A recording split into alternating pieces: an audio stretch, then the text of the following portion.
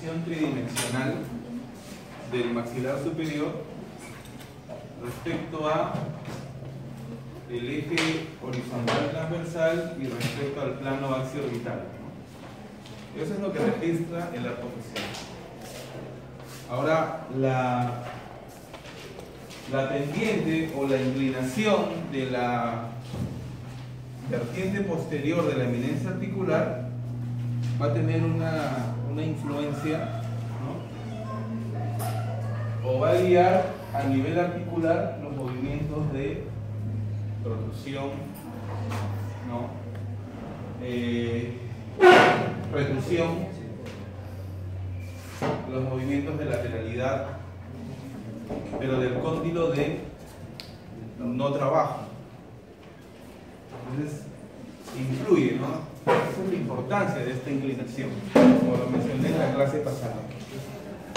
Entonces, ahora vamos a ver, o voy a hablarles sobre articulación temporomandibular. En realidad, articulaciones, ¿no? Porque son dos articulaciones, no solo es una. Y son articulaciones muy especiales porque, a diferencia del resto de articulaciones del cuerpo humano, ¿no?, ambas van a funcionar simultáneamente. Por ejemplo, si yo muevo la articulación del codo del lado derecho, ese movimiento es independiente del lado izquierdo, ¿no? La articulación del codo del lado izquierdo ni se entera que la del lado derecho se ha movido. Igual sucede en las rodillas y en el resto de articulaciones. Pero en las articulaciones temporomandibulares, siempre que se mueve una, se va a mover la otra. Y eso es lo especial, ¿no? ¿Por qué? Porque ambas articulaciones, ¿no?, tienen un elemento óseo en común, que es la mandíbula. Entonces, siempre se van a mover las dos articulaciones. Se llama articulación, ¿no?, porque es la zona donde se están relacionando, en este caso, dos huesos. Articulación es toda aquella zona donde se van a articular dos o más huesos, ¿no? Entonces, temporomandibular, ¿por qué? Por los componentes óseos. El temporal, por arriba, y el cóndilo mandibular, por abajo. Esta articulación se dice que es una articulación ginglimoide, artroidal compuesta, o ginglimo-artroidal compuesta. ¿Por qué? Cuando una articulación es ginglimoide, se dice que es ginglimoide cuando esta articulación permite movimientos de rotación o de bizarra. Y en las ATMs se dan estos movimientos de rotación. Por ejemplo, un ejemplo de movimiento de rotación sería la apertura, pero la primera fase solamente, cuando abrimos hasta 2 centímetros. Cuando abrimos hasta 2 centímetros de separación entre las superficies incisales de los dientes anteriores, los cóndilos van a rotar. ¿Cuándo se dice que una articulación es artroidal? Cuando se dan los movimientos de traslación.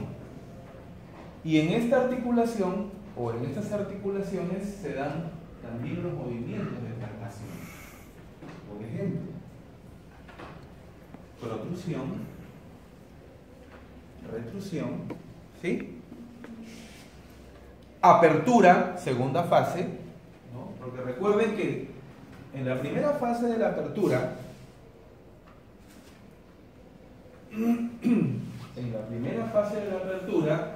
los cóndilos rotan. Pero luego, si seguimos abriendo, más separamos más las piezas dentarias, los cóndilos se van a trasladar. Entonces, hay movimientos de traslación. Ejemplos: protrusión, retrusión, apertura segunda fase. ¿Y qué otro movimiento de traslación? Lateralidad, pero del cóndilo de no trabajo. Porque el cóndilo de trabajo, ¿qué hace en la lateralidad? Rota. ¿Sí? ¿Se acuerdan? ¿Se acuerdan el ejemplo que les hice? Lateralidad derecha, ¿no? Sucede esto. Derecha. Cóndilo de trabajo, principalmente rota, y el de no trabajo se traslada, ¿no? De arriba hacia abajo, de atrás hacia adelante y de afuera hacia adentro. Y en una lateralidad izquierda ya cambian los nombres. El cóndilo del lado izquierdo es el cóndilo de trabajo y el otro es el cóndilo de no trabajo. También al cóndilo de no trabajo le llaman cóndilo orbitante, ¿no? Así como la Tierra gira alrededor del Sol, ¿no? Al cóndilo de no trabajo también le llamaban cóndilo orbitante, ¿no? Porque de alguna forma orbita alrededor del cóndilo de trabajo. ¿Ya? Ahora, sí. Sí, cuando yo estoy tomando una impresión y deseo copiar el espacio, creo que es el espacio cronomaxiliar, y se hacen movimientos de lateralidad para copiar ese espacio. Me estás hablando de prótesis completa. Ajá. Aquí. ¿Me estás hablando del sellado periférico? Ajá. Ya. Bueno. Sí. Pero no tiene que ver con lo que estoy explicando. Porque como usted Pero te lo puedo menciona, explicar. Dime. hay uno que rota y otro que se desplaza. A ver, lo que pasa es lo siguiente. ¿Por qué se recomiendan en el momento que haces el sellado periférico a nivel de las tuberosidades, en la parte vestibular, ¿no? ¿Por qué se recomienda que el paciente haga movimiento de lateralidad? Lateralidad hacia el lado contrario donde vas a impresionar. ¿Por qué? Porque, a ver, en un movimiento de lateralidad no solamente se mueven los cóndilos, me refiero al lado del no trabajo, ¿no? Sino también se mueve la escotadura sigmoidea, la apófisis coronoides, ¿no? Porque todo es parte de la rama de la mandíbula. Entonces, ¿qué sucede? En un movimiento de lateralidad hay casos en que la apófisis coronoides se puede acercar mucho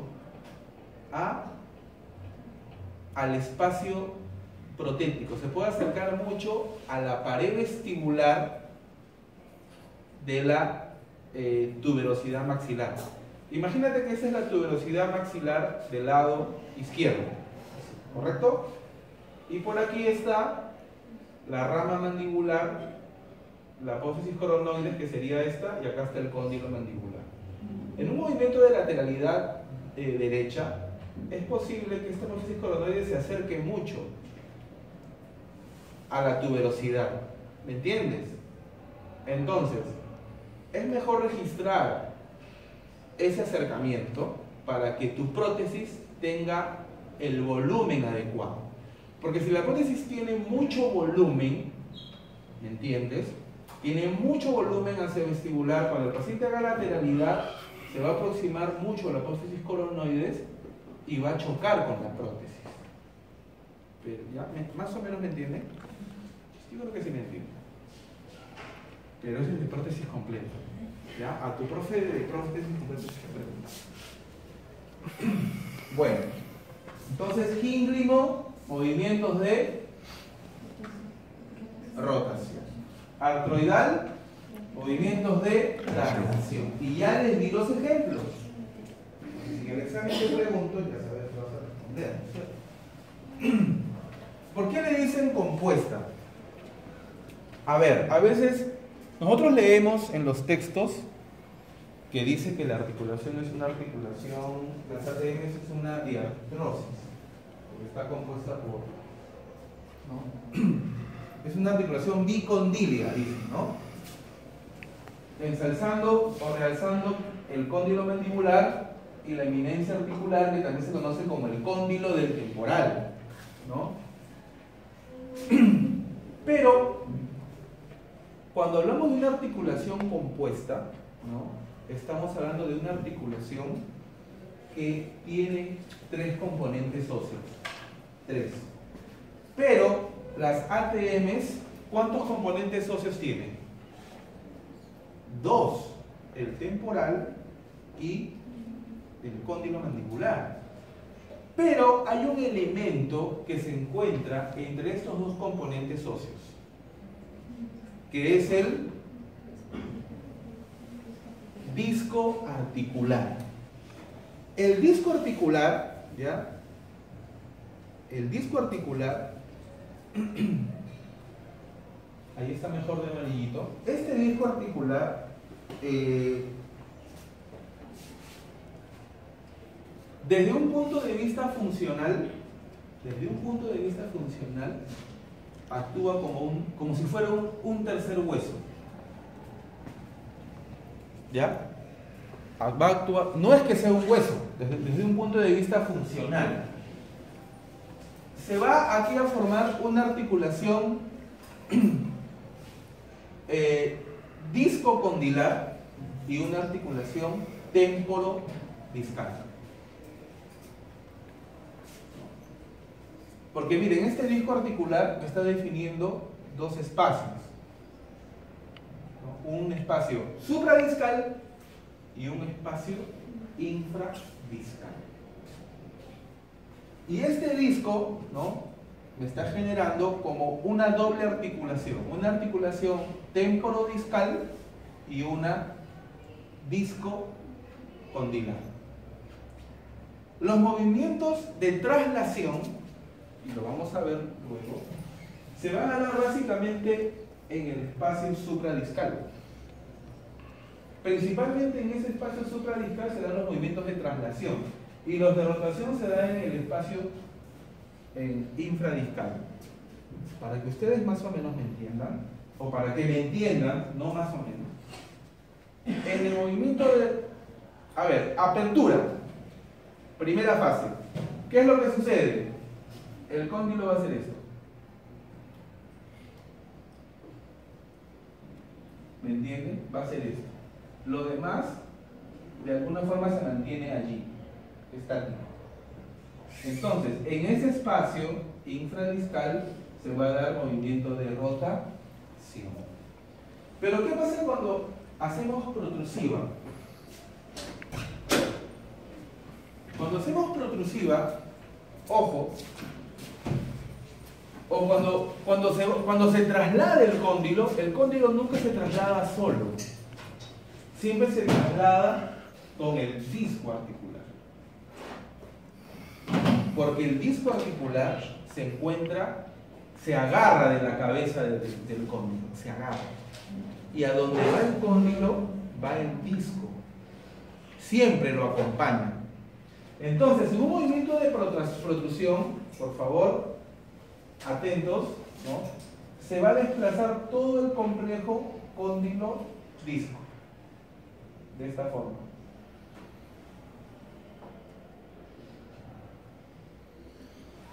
A expensas del espacio supradiscal. En retrusión sucede lo inverso. Apertura, primera fase, rota, y en la segunda fase se traslada todo. Entonces, desde un punto de vista funcional, el disco articular va a funcionar como un tercer hueso sin osificar. ¿Me entiendes?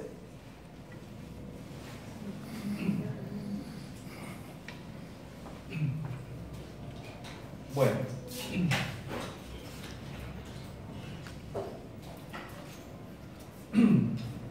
Lo que va a envolver a toda la articulación temporomandibular, ¿qué cosa es?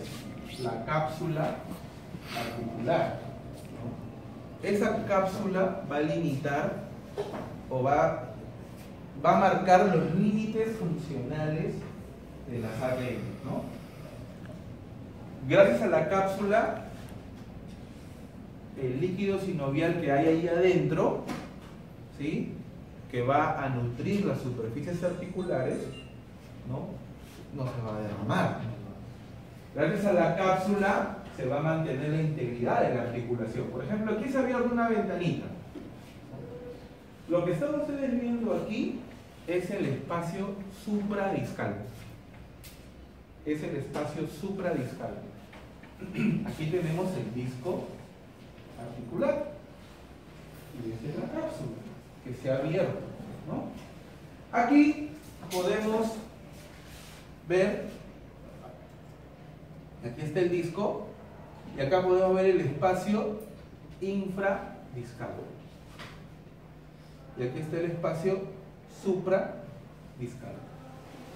Entonces el disco articular me está generando dos espacios: el supradiscal, donde se dan los movimientos de traslación, y el infradiscal, donde se dan los movimientos principalmente de ¿qué? De rotación. Y este es un esquema, ¿ya?, de la articulación temporomandibular. Mejor este, ¿ya? Entonces tenemos aquí dos componentes óseos. Tenemos al disco articular. ¿Cómo es el disco articular? Es bicóncavo, ¿no? Porque aquí tiene una concavidad y acá tiene otra concavidad. La forma, o sea, tiene una zona intermedia que es delgada, ¿ya? Tiene una banda, esta es la zona intermedia. Miren, esta zona intermedia está relacionando el cóndilo mandibular, que es convexo, ¿sí?, con la eminencia articular, que también es convexa. Entonces, este disco permite que esos componentes óseos se puedan relacionar adecuadamente, ¿no? Además, sirve como un disipador de fuerzas cuando hay cargas en la articulación temporomandibular. Es una articulación que está preparada para recibir carga, ¿ya? Entonces, el disco articular tiene una zona intermedia que es delgada. Tiene una banda anterior que es más gruesa y una banda posterior que es más gruesa. Está en una relación como de 1, 2 y 3, ¿ya? Acá hay como 1 milímetro, aquí hay como 2 de ancho y acá hay como 3. Toda esta forma que tiene el disco, ¿no?, se debe pues a los componentes óseos que estamos viendo aquí.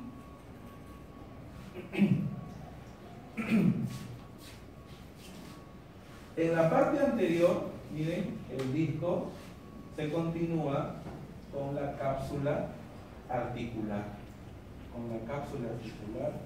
¿No? Aquí también es el cápsula articular que se inserta en la zona anterior del cóndilo, ¿no? Aquí la cápsula articular más o menos se inserta en la vertiente anterior de la eminencia articular. Todo lo que es la cápsula, que está de este amarillo más tenue, ¿no? Toda la cápsula articular está delimitando los límites funcionales de las arterias, ¿no? En la parte posterior, acá tenemos un elemento que se continúa con el disco, que se conoce como lámina retrodiscal superior, muy rica en fibras elásticas, ¿no? Y acá tenemos una lámina retrodiscal inferior que es muy rica en fibras colágenas, igual que la cápsula articular. Si ustedes ven que esto tiene como un repliegue, es porque tiene muchas fibras elásticas, el tejido, la lámina retrodiscal superior. En cambio, la lámina retrodiscal inferior, ¿no? Así como la continuación anterior del disco, ¿no? Que se continúa con la cápsula articular, es rico en fibras colágenas. Entonces eso ya nos está diciendo cómo es que funciona estos elementos anatómicos, ¿no?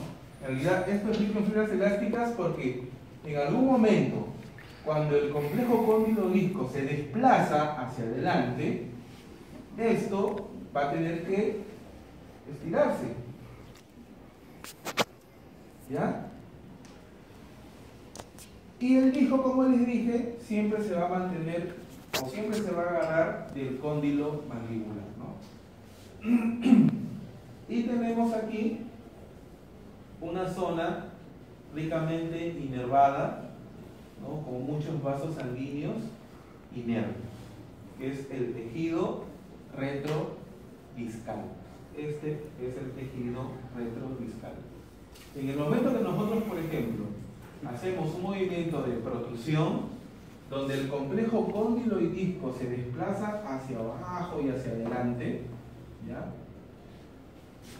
Toda esta zona posterior se va a llenar de sangre. ¿Ya? Se va a llenar de sangre. Y cuando regrese el complejo cóndilo-disco, la sangre se va a reabsorber. En la parte anterior del disco articular, aquí tenemos un músculo, ¿ya? Que es el pterigoideo externo, fascículo superior, que se inserta en el disco, en la cápsula, y algunas fibras se van al cuello del cóndilo. Y aquí abajo tenemos el pterigoideo externo, fascículo inferior, ¿no? Son los músculos que están relacionados con las articulaciones temporomandibulares, ¿no? Aquí tenemos algunos cortes anatómicos donde ustedes van a poder apreciar la característica bicóncava del disco articular, ¿no? Miren aquí, ¿no? La zona intermedia es la zona más delgada. La banda anterior, observen, banda anterior y la banda posterior. Y aquí tenemos un plexo venoso, ¿no? Que es el tejido retrodiscal. Es cuando el complejo cóndilo-disco se va hacia adelante, toda esta zona, todo ese plexo venoso se llena de sangre. ¿Ya? No se queda vacío esta parte posterior. Entonces, cuando ustedes abren, agajen o una hendidura, ahí está todo ese tejido retrodiscal que se llena de sangre. Cuando el complejo cóndilo-disco sale de su lugar, ¿no? Acá tenemos los espacios infradiscal y el supradiscal, ¿no? Miren aquí, ligamento retrodiscal inferior, acá el disco se continúa con la cápsula articular. Aquí podemos ver parte de la superficie del disco, ¿no? Parte de la superficie superior del disco. Entonces vemos cómo el disco nos va a generar dos articulaciones, ¿no? La articulación temporodiscal, donde se dan principalmente movimientos de traslación, y disco condilar, donde se dan principalmente movimientos de rotación. Y observen aquí el músculo. ¿Qué músculo es este? El pterigoideo externo superior, y acá el pterigoideo externo inferior, que se va a la fosita pterigoidea.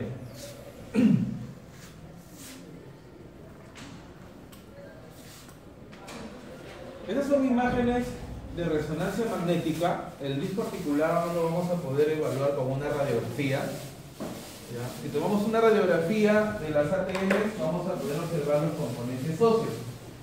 Pero el disco articular no lo vamos a poder observar. Tiene que ser una resonancia magnética. Una resonancia magnética. Y miren cómo en una resonancia magnética, ¿no? Lo que estamos acostumbrados a ver en radiología. ¿Cómo se ve la cortical en una radiografía? ¿Qué tipo de imagen nos da? ¿Ah? ¿Radio opaco o radio lúcido? ¿Ah? opaca, ¿no? ¿Y cómo se ve aquí la cortical? No, acá se llama hiposeñal. Lo que tiene, en una resonancia, lo que tiene mayor cantidad de agua y grasa se ve oscuro, perdón, se ve clara y se le dice hiperseñal o hiperdensa, ¿no? En cambio, lo que tiene menos cantidad de agua se ve de esta forma. Hay una hiposeñal. Por eso que la cortical, ese es el cóndilo mandibular, ¿no? La cortical, miren cómo se ve. En cambio, la parte medular se ve distinta, porque en la parte medular hay mayor cantidad de agua y de grasa, ¿no? En cambio, en la cortical no. Entonces, la resonancia magnética nos permite poder observar la integridad del disco articular. Miren el disco articular, la zona intermedia, la banda anterior y la banda posterior, y también nos permite ver en la resonancia magnética el músculo. Esos son músculos, pteriodeo externo superior, pteriodeo externo inferior. Entonces, si hubiera alguna perforación en el disco articular, que puede suceder, eso no lo vamos a ver en una radiografía, pero en una resonancia magnética sí, ¿no? Seguro que si este disco estuviera perforado, ¿no? Veríamos acá, podríamos ver allí la perforación, ¿no? Entonces, si queremos evaluar el disco, resonancia magnética. Aquí acá hay una representación esquemática de lo que sucede en las ATM en los movimientos de apertura y de cierre. Observen.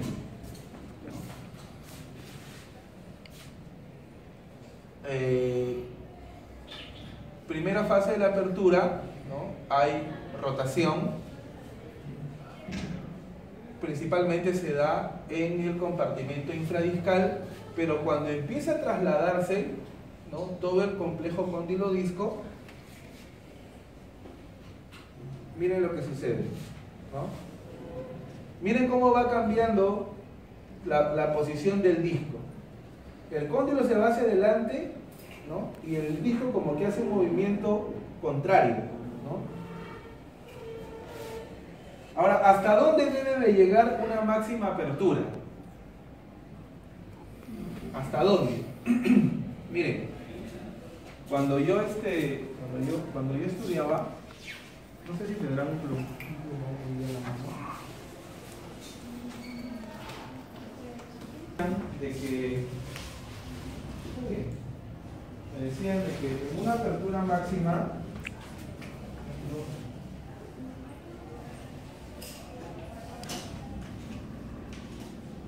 ahí sería en el cierre, ¿no? En una apertura máxima el cóndilo debería llegar aquí. O sea, debería estar alineado con la eminencia articular. ¿Sí? Pero ¿saben qué? Hay trabajos de investigación. Ahora, esto va a depender de la laxitud articular también, ¿no? ¿Quién limita las articulaciones?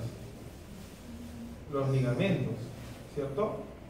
Ahora, hay trabajos de investigación que han demostrado que es normal que el cóndilo pueda estar más allá, en una apertura máxima, por ejemplo, ¿no? Más allá de la cima o de la cresta de la eminencia articular. Puede estar hasta 10 milímetros más adelante. O sea, que si el cóndilo estuviera ahí, eso sería normal. Pero a mí me enseñaron que debería estar alineado. Y que si está más allá, ya estamos hablando de una luxación. ¿Ya?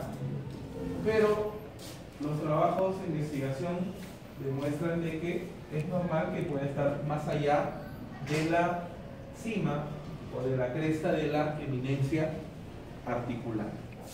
Bueno, este esquema ayuda para que ustedes tengan una mejor idea de cómo se comporta el disco articular en un movimiento de apertura y de cierre, ¿no? Entonces, aquí está la apertura máxima y en el cierre sucede lo inverso.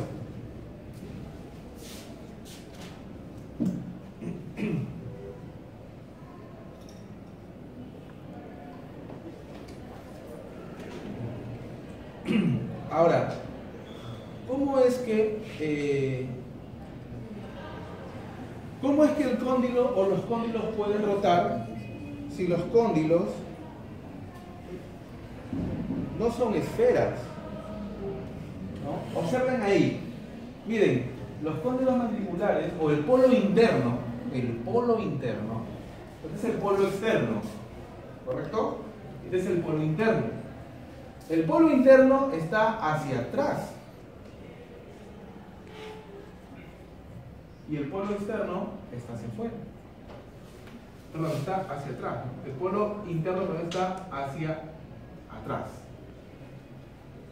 Entonces, la rotación que se da en la primera fase de la apertura se va a dar a expensas de ese polo interno.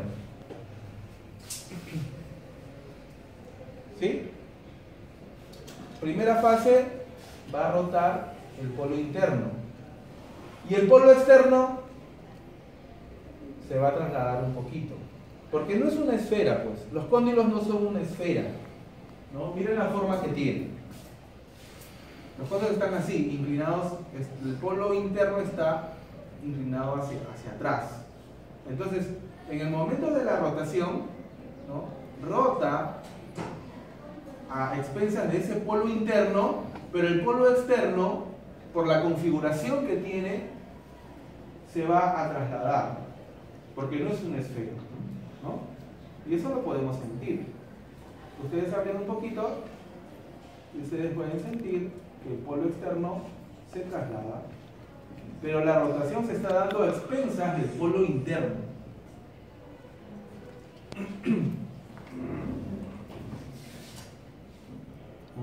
Recuerden que allí va el cóndilo mandibular, ¿sí? Y esa es una vista caudal del temporal, y la rotación inicial se va a dar a expensas del polo interno del cóndilo mandibular.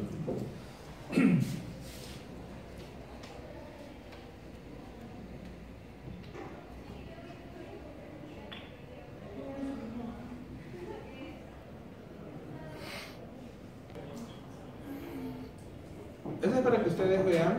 Miren, chequeen el compartimento supradiscal nada más, el de arriba. Miren, ahí hay un movimiento de traslación arriba. El cóndilo y el disco siempre van juntos, siempre. Están casados. ¿Ya? Miren, se va hacia adelante. Hay traslación. ¿Esto qué movimiento podría ser? Podría ser apertura, ¿no? Rota y después se traslada. Yo creo que es apertura, ¿no? Miren, primera fase, ya. Otra vez. Ya. Ahí se traslada el complejo cóndilo-disco. Recuerden que donde va el cóndilo va el disco. Entonces, acá hay una rotación inicial y después todo el complejo cóndilo-disco se traslada. La protrusión debe ser algo parecido. Ojo, esto no es realmente lo que sucede en la boca, porque este es un preparador anatómico. Entonces hay alguien que está cogiendo la mandíbula y está tratando pues de hacer la imitación, lo que sucede en la boca, ¿no? Ese es el tejido retrodiscal. Acá hay un plexo venoso que cuando se traslada todo el complejo cóndilo-disco, eso se llena de sangre, ¿no? Como si fuera una ventosa, ¿no? Se llena de sangre. Ese es el ligamento retrodiscal superior, que es rico en fibras elásticas, que cuando se traslada el complejo cóndilo-disco tiene la capacidad de darle la libertad para que se vaya, pero después le dice, ven para acá. Porque tiene muchas fibras elásticas, es como una liga. es como una liga. Es importante conocer esto porque este ligamento retrodiscal superior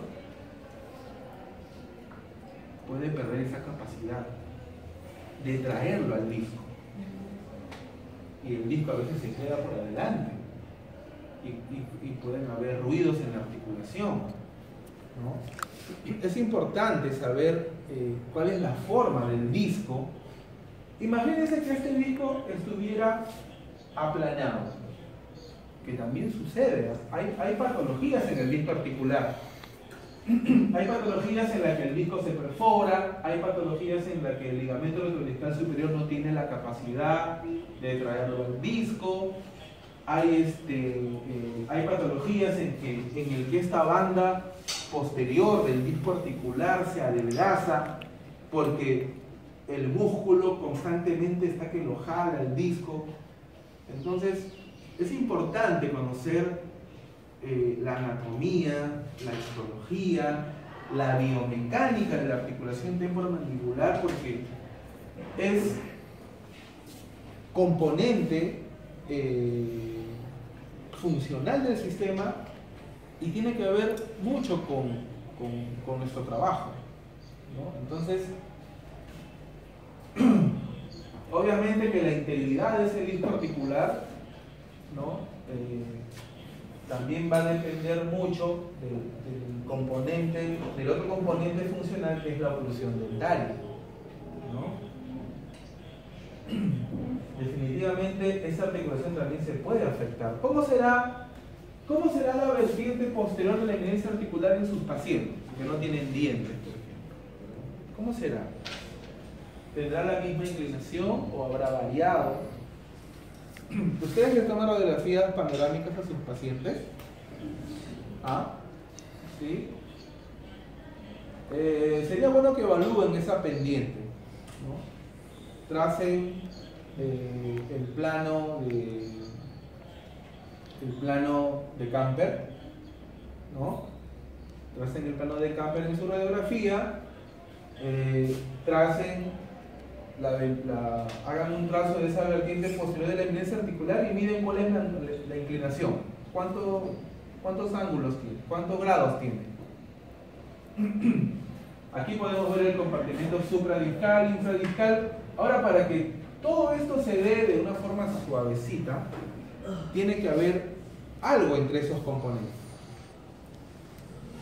¿Qué sería ese elemento? Que le va a dar suavidad, que va a nutrir la superficie articular, porque en el disco articular no hay vasos sanguíneos. Las superficies articulares es tejido conectivo fibroso, entonces necesitan ser nutridas. El líquido sinovial es lo que le va a aportar todos los nutrientes para las necesidades de esa articulación temporomandibular.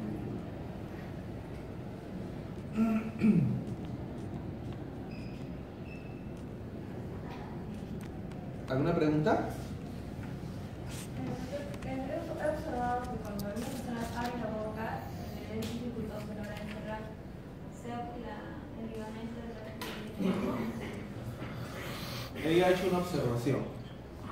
¿Puedes repetir? Cuando algunos pacientes abren la boca, les cuesta mucho encerrar, o sea, tienen que ayudar de Claro.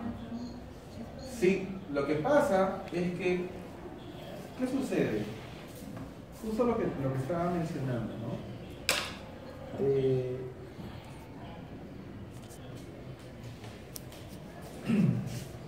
Es posible que este disco adopte una posición antero-medial,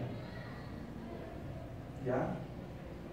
O anterior o anterolateral. O sea, cuando se pierde toda esta relación y el disco se va adelante, ¿no? ¿Qué sucedería si este disco se va adelante? Ya es difícil que el cóndilo regrese, lo tiene que recapturar de alguna forma para que ese disco pueda regresar. Ustedes tienen que tener mucho cuidado. Bueno, miren, voy a ver ahorita si encuentro una imagen, Yo estaba en la universidad, en una universidad estaba enseñando. Entonces llegó un alumno que llevaba el curso de prótesis removible. ¿Ya? Entonces viene el alumno y me dice, doctor, la doctora de removible le está llamando. ¿Por qué? Le digo, porque hay un paciente que no puede cerrar la boca. Eso sucede. Eso sucede. Ustedes no pueden mantener a un paciente mucho tiempo con la boca abierta. Ni cuando está mucho tiempo con la boca abierta, esos ligamentos, ¿no? Se pueden perder su capacidad, su integridad. Entonces, ¿qué había sucedido? Que la señora se había luxado, ¿no? Entonces la paciente se quedó así, con la boca abierta, y ya no la pudo cerrar, ¿no? Eso, en toda mi vida, me ha pasado 3 veces. 3 veces. He tenido la oportunidad de verlo. La primera vez me sucedió en el internado. Estábamos ahí en el servicio de odontología y un compañero mío me llama y me dice de que su paciente se quedó con la boca abierta. En realidad estas cosas sí pueden suceder. Yo me acuerdo mucho que mi profesor de oclusión me dijo, ¿no? Si alguna vez le sucede, ¿no? Así nos explicó, como se los voy a explicar, ¿no? Coloquen dijo así, ¿no? Pónganse una gasa en el dedo pulgar y sus guantes, ¿no? Pongan el pulgar en la superficie oclusal del cóndilo que sea luxado, ¿no? Cojan el cuerpo de la mandíbula y traccionen hacia abajo, ¿no? Con mucho cuidado porque cuando eso cierra, le puede cortar el dedo. Por eso pónganse una gasa. Y entonces, bueno, llegué al internado y sucedió, pues, ¿no? Entonces, hice esa maniobra, gracias a Dios, no tenía experiencia, pude reducir esa luxación.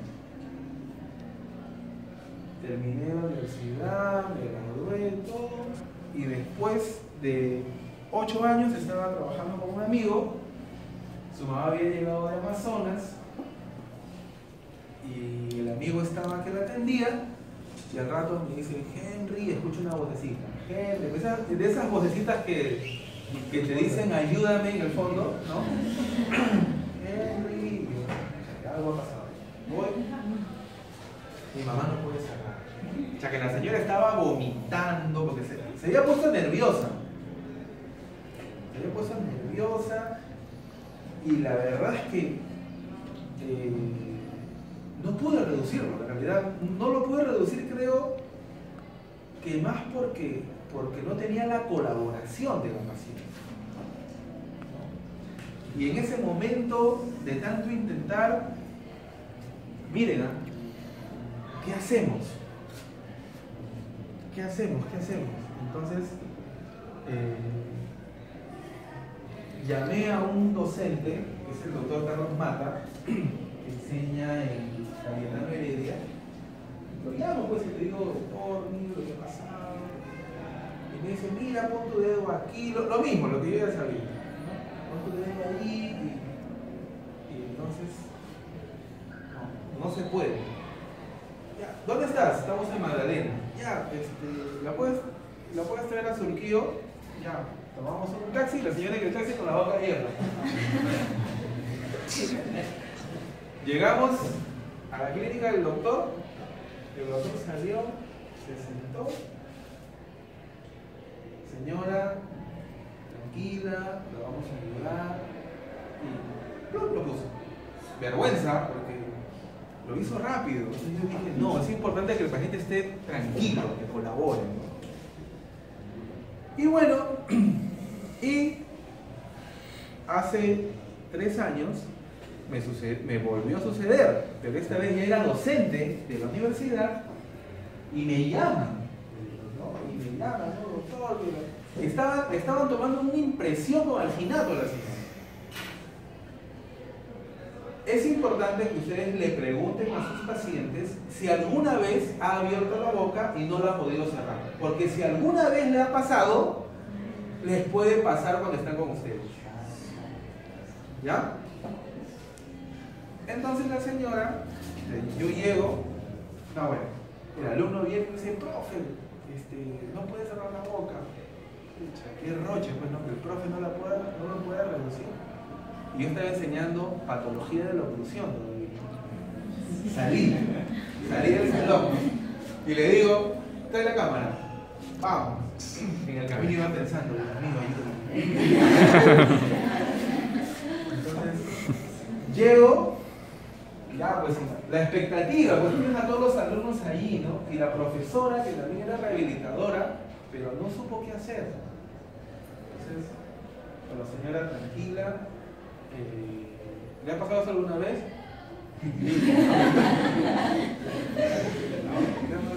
Sí, ya señora, tranquila. Entonces, voy a ver si tengo la foto, se lo voy a enseñar ahorita.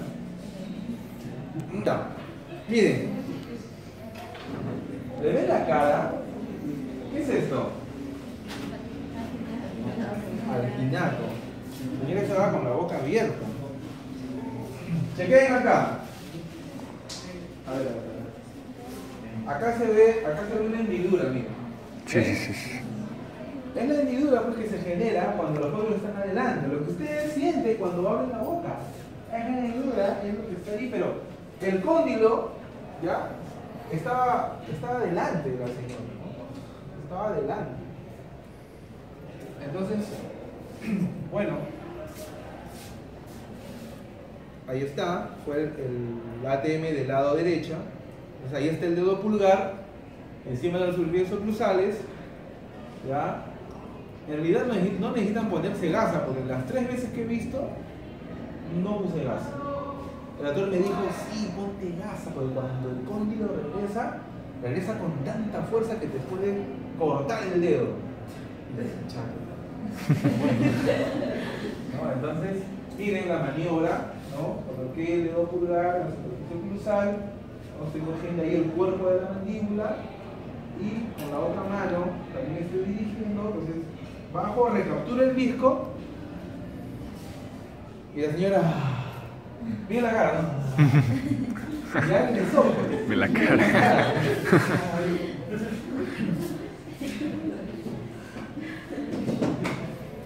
Entonces eso puede suceder. Pregúntenle siempre a sus pacientes. ¿Alguna vez ha abierto la boca y no pudo cerrarla? Sí. ¿Cuándo? ¿En qué momento? Ah, es que yo me levanté y un día estaba bostezando y me quedé ahí. ¿Qué pasa?